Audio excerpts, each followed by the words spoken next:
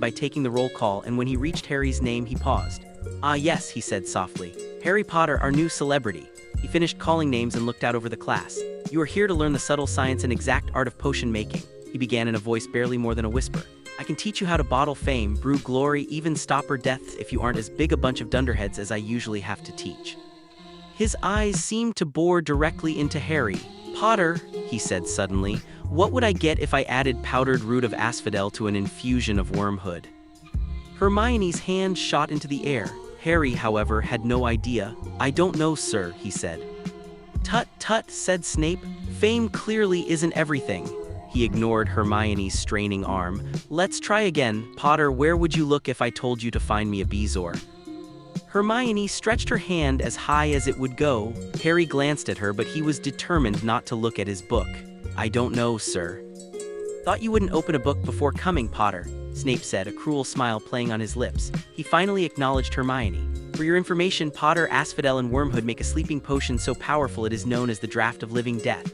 A bezoar is a stone taken from the stomach of a goat, and it will save you from most poisons. And as for monkshood and wolfsbane, they are the same plant, which also goes by the name of aconite." He then assigned them the simple task of brewing a cure for boils. As Harry and Ron worked, their potion, a product of confused instructions and Snape's intimidating presence, turned a murky brown instead of the turquoise blue described in the book. Snape swooped past their cauldron, his lip curling. "Clearly, fame isn't a substitute for talent, Potter. 0 points." It was a miserable start, but their next class, Charms with the tiny, fluttering Professor Flitwick, was much better. They were learning to make feathers fly with the levitation charm Wingardium Leviosa.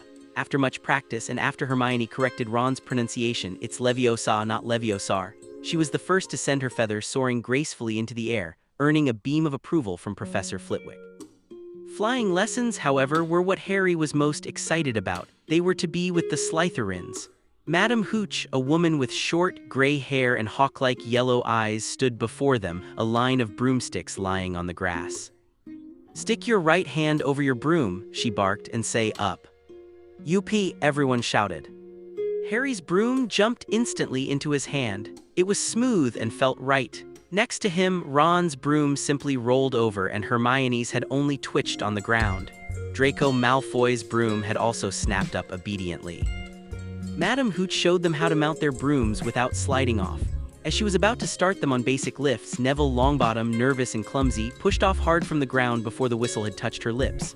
He rose straight up like a cork, higher and higher, his face pale with terror. Then he slipped. There was a nasty crack as he hit the ground, clutching his wrist. Madame Hooch hurried over, her face stern. "Broken wrist," she said. "Come on, boy, it's all right.